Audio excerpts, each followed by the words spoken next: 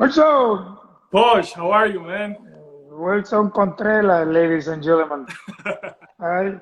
The young star from the Chicago Thank you, Cubs. thank you. How are you, man? How you doing? How's everything? Good? Good. Staying safe back home and trying to Where's home now? Where are you now? Florida, In Florida? What part of Florida? Orlando. In Orlando. Good. I'm here in Western Florida. Oh, you're close. Super Well, we call this Western Suela. good. You make. I've been there. I've been there before. And it feels like we're back in Venezuela.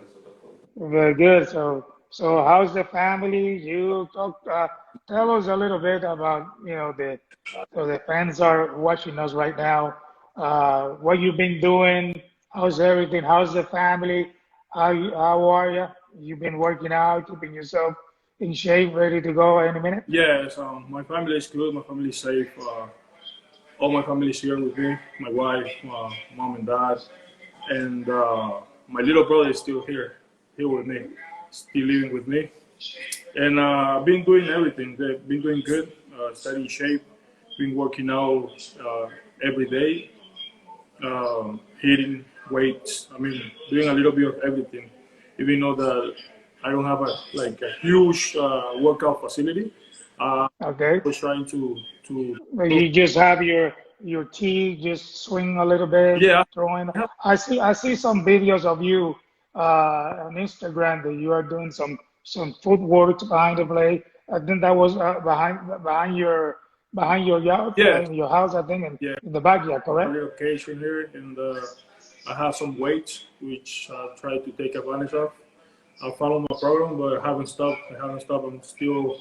I'm anxious to be back playing, and I can't wait. But like you said before, we have to wait for the right time and to come back. Yeah, that's what I just said before you got in. That a lot of the fans asking when baseball is coming back, and that's a great question. We don't know when baseball is coming. I think before baseball coming back, I think the players and the fan needs to be safe when they come into the ballpark.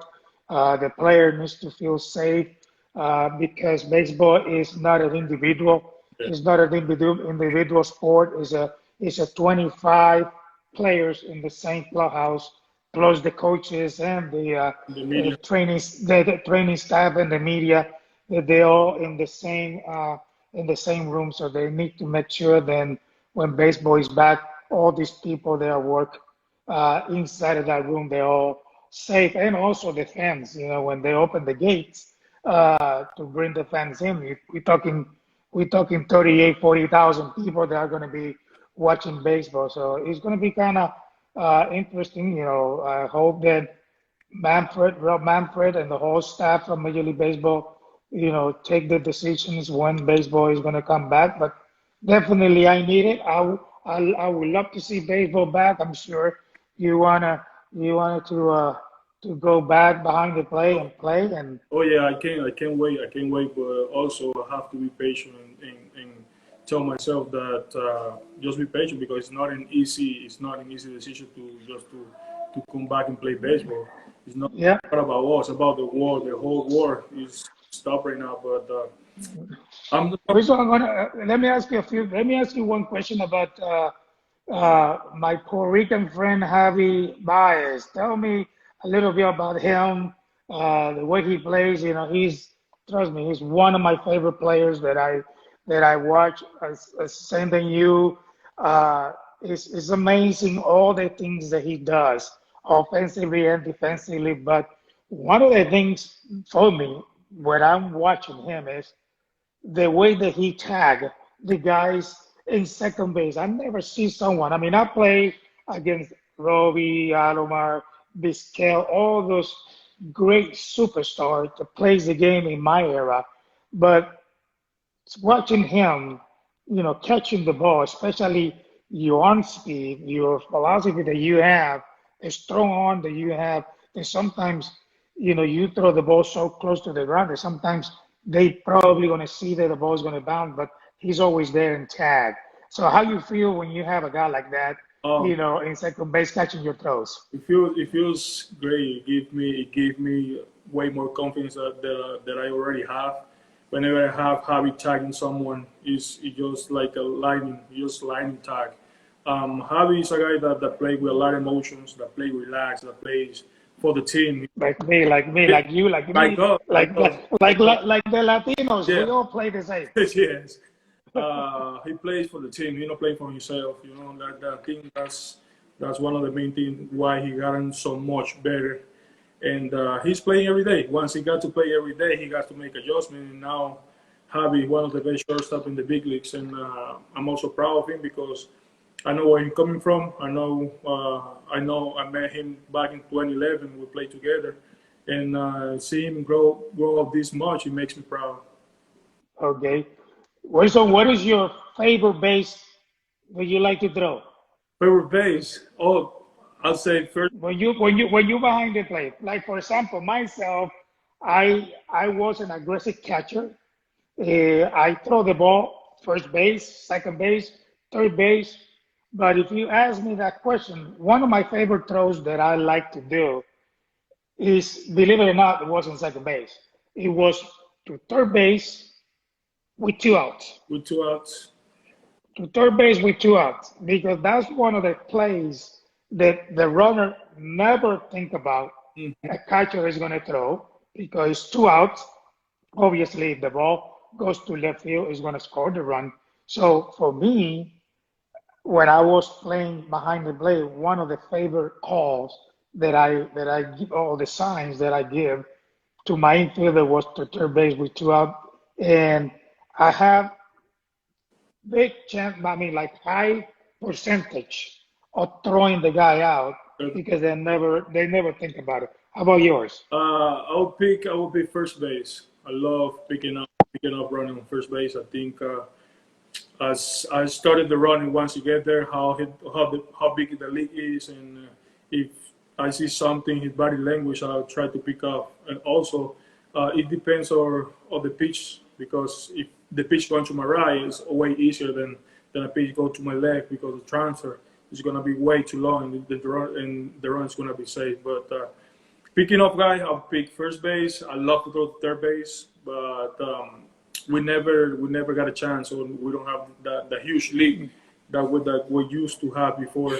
So Yeah, now I gotta get more conscious of when to throw the ball to third, because they're taking a short lead.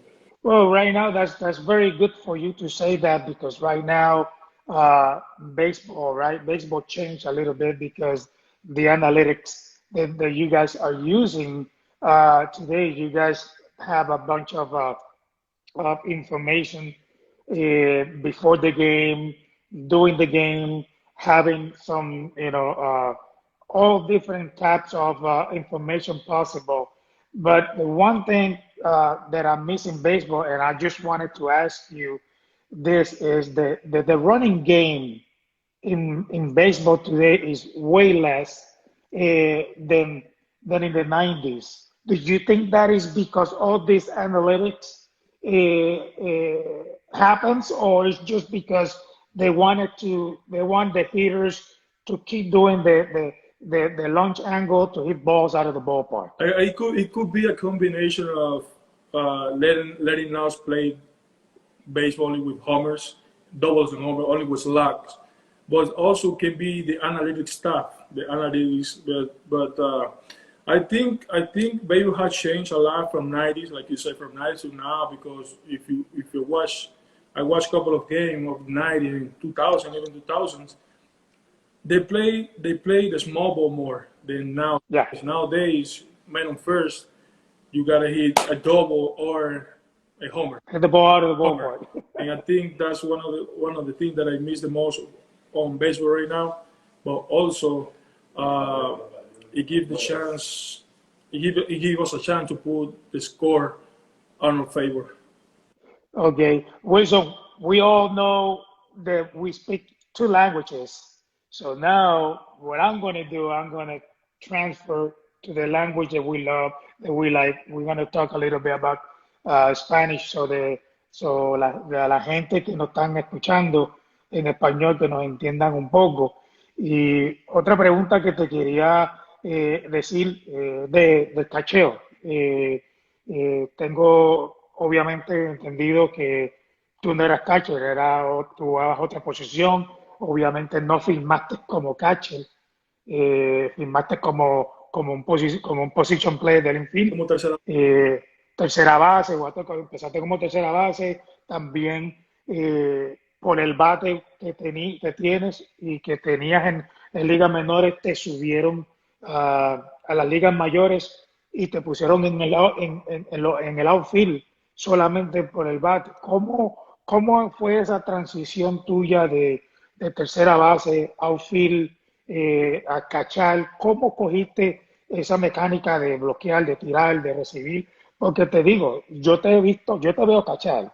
Yo soy un fanático de todos los catchers, especialmente soy un fanático tuyo. Gracias. Y de la manera de que tú frame, la manera de que tú recibes la bola, para mí eres uno de los mejores que hay en el béisbol. ¿Cómo tú hiciste eso en tan poco tiempo en tu carrera? Mira, una muy buena pregunta, Iván. Gracias por decir que yo soy uno de tus jugadores favoritos. Para mí eso significa mucho de corazón. Siempre. Mira, de verdad que mis primeros inicios fueron como tercera base. Luego en el 2012 tomamos la decisión con el coordinador de Liga Menores de ser catcher. Lo bueno de todo esto es que nunca tuve miedo a enfrentarme a la posición, a ser catcher. Poco a poco fui aprendiendo, fui agarrando consejos que me llevaron a mejorar un poco más mi juego, mejorar. Me enfoqué bastante y todavía me enfoco en el framing. Creo que eso es de lo más importante que nosotros tenemos, o tiene que hecho hoy en día. Y bueno, mira, yo siempre le dije a los managers que cada vez que necesitaran, un jugador en el outfield, en tercera base, segunda base, que yo estaba disponible, porque a mí no me da miedo jugar a béisbol y jugar a otras posiciones. Lo que me puede dar miedo otra cosa, pero no eso. Entonces yo creo que la confianza que tengo y lo que yo sé que yo puedo hacer es lo Ajá, claro, claro, claro. a, a jugar y a jugar al nivel que estoy jugando, gracias a Dios. Llego a grandes ligas y ya de liga menor yo sabía, oye, tiene que estar ready porque en el momento de que nos estemos quechando, yo sé cómo actúa Joe Maddon y te va a poner a jugar en el left field o quién sabe qué otra posición. Claro. Así fue. Hago mi debut en junio 19 del 2016. Debuté por todo lo alto y honré el primer picheo. Juego mi primer juego como catcher el 21 de junio, 2 días después. Catché todo el juego, fino, ganamos, pero después el siguiente día jugué el left field y la preparación es algo diferente porque no es mi posición natural, pero igual estás enfrentando un juego a ganar, o sea, tienes que prepararte mucho mejor. Ese día tuve que salir temprano a agarrar con un fly, tuve que agarrar roletas en el left field porque era mi primer juego en el left field y sabemos que la brisa y las condiciones del grilly Claro, sí, cambian sí, sí. drásticamente. Y como te dije, yo creo que la confianza, el saber de que yo lo podía hacer es lo que me ha empujado y lo que me ha ayudado a seguir mejorando. Qué bueno, qué bueno. Hablando de cacheo, obviamente a mí me gusta preguntarle eso a todos los catchers jóvenes, pero todos nosotros tenemos un drill en el cacheo favorito.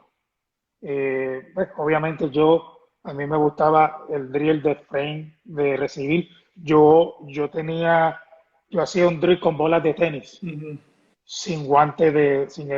sin el guante de catcher, solamente recibir. Ese era uno de mis favoritos míos y también me gustaba bloquear bolas. ¿Cuáles eran los tuyos? El mío es parecido, o sea, no es con pelota de tenis, pero es con pelota pesada, que hoy en día la estamos utilizando mucho.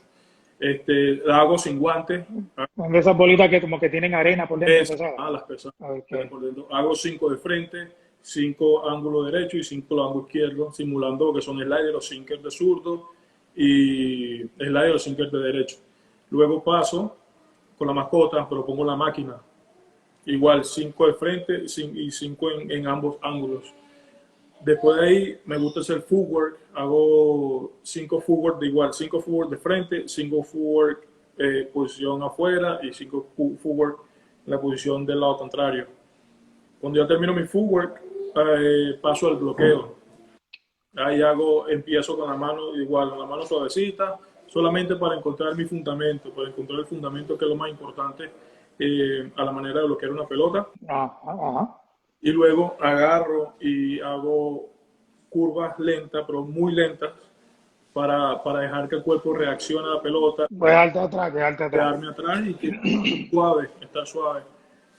Y esa es mi rutina ante el juego. Es un poco larga, pero No, es perfecto. lo que me pone a sudar, me pone rey. Ya cuando salimos como tigres. Cuando uno quiere ser el mejor, no importa si es corto o largo. A mí no me importa si es largo o no. Es que cuando uno quiere ser el mejor en lo que uno hace, no importa el tiempo que sea, sino uno tiene que hacerlo bien. Eso así, esa mentalidad me gusta. Yo siempre, como usted lo dice, el que quiere ser el mejor, no importa qué tan largo o qué tan corta sea la rutina, lo importante es la calidad de lo que haga y la calidad de cómo tú juegues tu juego. Entonces yo creo que la mentalidad de querer ser el mejor en un día, algún día, pues eso es lo que va a ayudar al pelotero, no tanto a mí, al pelotero joven, a seguir mejorando. Perfect. Okay, Wilson, let me say these last two questions for you in English. And the first one is, who were your role model growing up? My role model Who you watch growing up as a kid? as a kid, I came up watching Miguel Cabrera hitting. He made his debut in 2003. You were there in the team, and I watched the whole World Series, and I think it was one of the most amazing things because it was against the Cubs. I mean, against the New York. Well, before that, you guys won against the Cubs, and since Miggy came up, that's my favorite swing. That was my favorite swing to watch. Now, when I started catching, I started looking at video of Yadier Molina. I started looking at video of you and Perez because for me, you guys are the three best catchers, Latin catchers. So that makes me proud. And if you want, well, I appreciate that. Thank you. If you wanna be the best, you want to learn from the best, and that's why I pick Jadier, I pick you, and pick Salvi. Thank you for picking me as one of your favorites. Let me say this to you: when you need any help, please call me. I'll be here for you. Sure, I mean, I'll be here for you. I still remember when I met you in spring training. Remember we were playing against each other, and you wrote me a note on a paper about my. And I really appreciate that. That made my day, and I couldn't stop thinking about it because, man, Hall of Famer Rodriguez, the Pudge, the best catcher. He wrote me a note that means a lot to me, and I still have it in my locker. That's good. That's awesome. Wilson, look, tell me, I will tell you a little bit about myself, all of us, and that's what I wanted to ask this question to you. I want to go back to when you signed back in your country, as us as a Latino, as a Latin guys. One of the problems, one of the hard obstacles that we have is communicate, right? The language. Yeah. And I see that you speak very well English, very good, and I congratulate that for you because this is not an easy thing for us to do because sometimes as Latin players, sometimes we are shy to speak the language. And so I just wanted to ask, when you sign, one of the hardest things for you when you came from your country to here to play professional baseball, is that the language or just being away from mom and dad or from the family or what was it? Yeah, I think one of the hardest things is getting up your comfortable zone, that is your home, your mom and dad with you. But once you get to the United States, to USA, a country that you don't know and you don't know the language, it's harder, I think. And once I got to Arizona, I didn't know anything. But since I was a kid, I always wanted to learn the language English. So that's one thing that I always kept on my mind. And once I get to United States, I did worry about about learning the language and the culture, because I think that's the one or the two most important things that the Latin guys have to learn about living in the USA. So I started talking to my teammates. I started taking classes, and I wasn't afraid of saying something the wrong way. That helped me. That definitely helped me a lot. My teammate helped me a lot. My coaches, and because I wanted to learn, I always use the translator of Google or watch video in English and then translate them to Spanish. And when now I'm very fluent in English and Doing very well. yeah, but it That's I wanted to just congratulate that to you because you're doing great, tremendous, amazing. The way that you talking to me in English and Spanish. And one more question, then we're just gonna uh, say thanks to all the fans that are watching you. If if it's any advice to a kid that are watching us right now, what is going to be? from Wilson, go out there and have fun right now. If you start playing baseball and you're pro baseball player, you want to have fun. You want to play one day at a time, but also you want to learn one day at a time. And there is no stupid question. The only stupid question there is if you don't ask what you think. So I ask a lot of questions. I don't think there is a stupid question, but I think if you're willing to learn, you have to be willing to listen.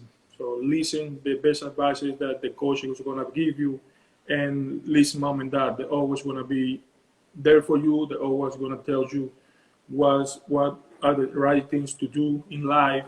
But in baseball, you got to trust some of your coaches.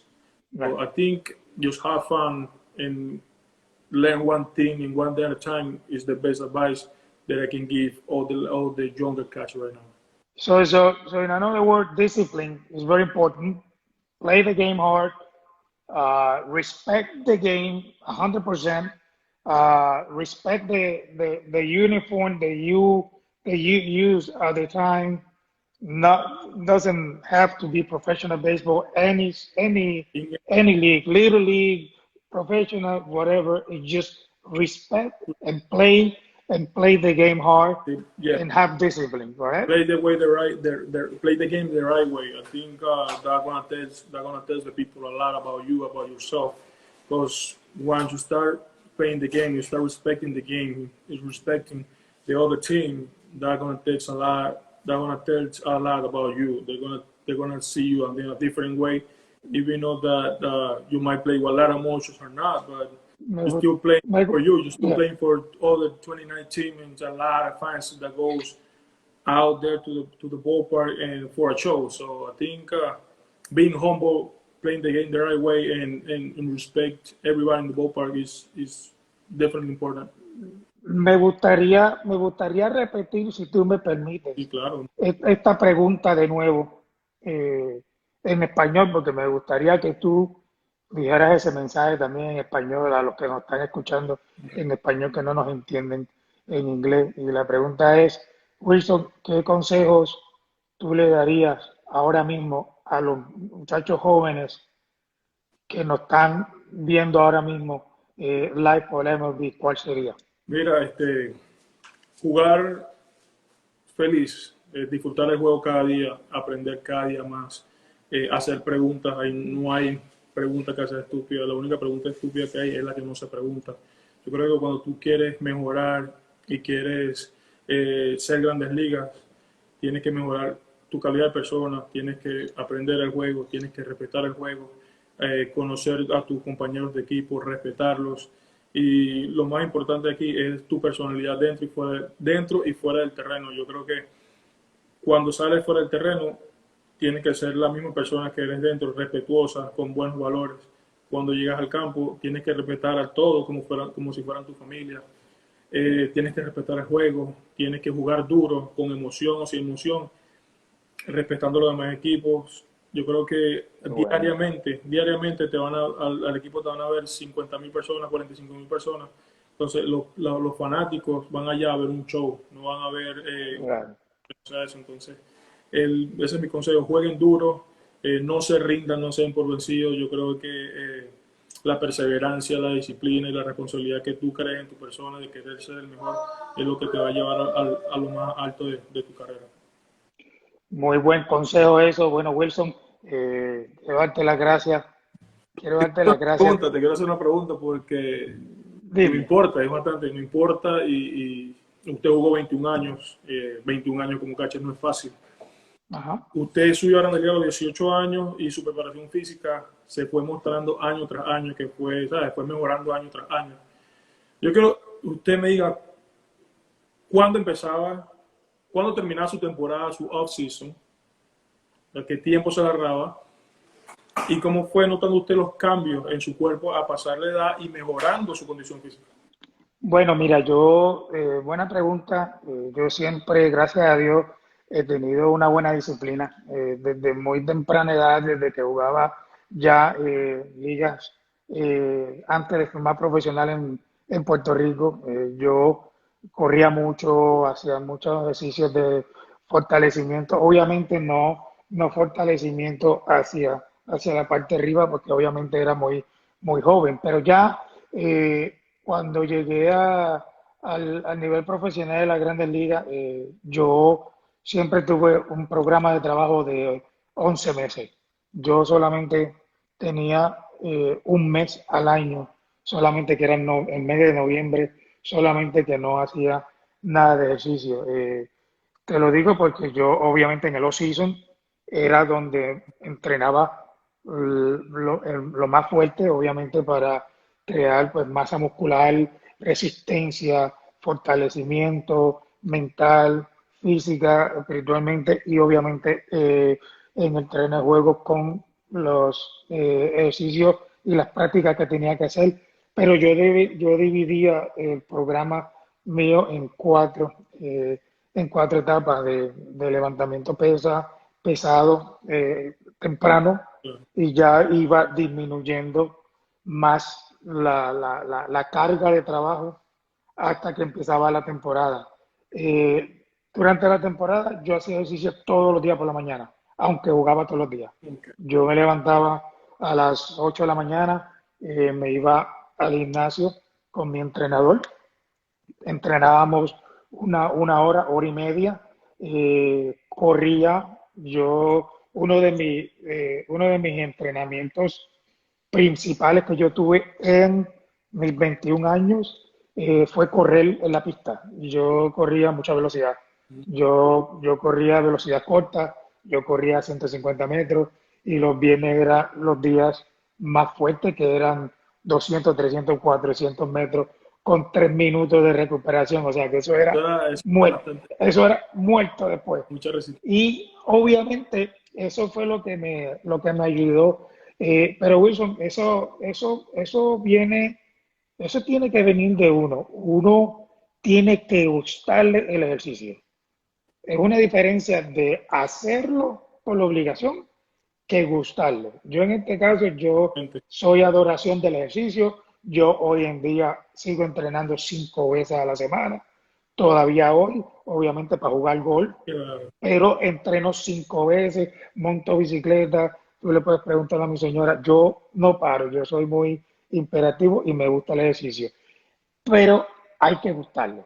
El que le gusta se mantiene en buena en buena condición física. Y mejora año tras año su condición física. Mejora todos los años. ¿Por qué? Porque todos los años, obviamente, uno va creciendo, uno va subiendo en edad. Ya los 25 años no son los mismos que 35, pero ese 25, tú puedes tener 30 años o 35, pero te vas a sentir igual que como de 25, porque tienes tu cuerpo listo para poder jugar ese deporte por 120, 130, 140 juegos. Totalmente, totalmente. Eso es lo que es una de las preguntas más importantes para mí, porque yo descanso, bueno, los últimos 2 años he descansado 2 semanas, yo descanso, si terminamos la temporada el 29 de septiembre, yo descanso la primera y segunda semana de octubre y ya empiezo a darlo otra vez. Claro, igual que usted, ¿vale? Todo Claro. poco a poco, no hay apuro, bastante peso, cuando llegan de sprint training le disminuyó el peso. Durante la temporada sigo haciendo mis entrenamientos, en las tardes salgo a hacer mis sprincitos antes de los juegos. Yo creo que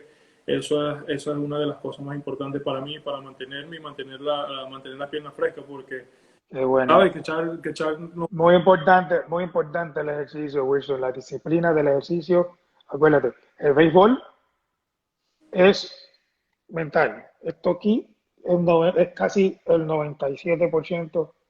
Esto viene después, porque la habilidad como jugador la tenemos todos. Claro. Todos sabemos batear, todos sabemos tirarla, todos sabemos cogerla, todos sabemos correr para las bases, todos tenemos una habilidad. Pero para esa habilidad, ponerla a alto rendimiento y esa habilidad, llevarla a hacerle un superestrella, fuera del terreno de juego, físicamente es lo primordial, más aquí mentalmente es lo principal. Cómo anticipar, meterte la mente aquí, ponerte ready, que voy a tener la mejor temporada de este año, voy a tener los mejores números de este año, obviamente sin decírselo a nadie. Claro. Eso se lo pone uno aquí. Claro. Pero no se lo tienes que decir a nadie, pero yo voy a ser el mejor catcher de este año, o yo voy a tener los mejores números ofensivos de este año. Y tú, esa es la meta mentalmente que tú vas a tener todos los días, porque cuando tú vas al parque de pelota y te pones uniforme y tienes esa mente, te puedo asegurar que vas a tener un año de jugador más valioso. Así es, gracias. De verdad que... Bueno, Wilson, te doy las gracias, ¿verdad? Por hablar un ratito conmigo. Ya sabes que aquí estoy a la orden para ti, para lo que sea. I just wanted to finish in English and say thank you to Wilson Contreras for being with us and shared a little bit with us about baseball. I want to say thank you to all the fans there watching us, and thank you for all the questions. Wilson, good luck to you. Take care of yourself. I'll see you behind the plate in Chicago coming soon, and hopefully baseball is going to be around the corner soon. So God bless, Bobby. Thank you, Pudge. Dios te bendiga. Muchas gracias, hermano. Agradecido. Chao, cuídese. Gracias.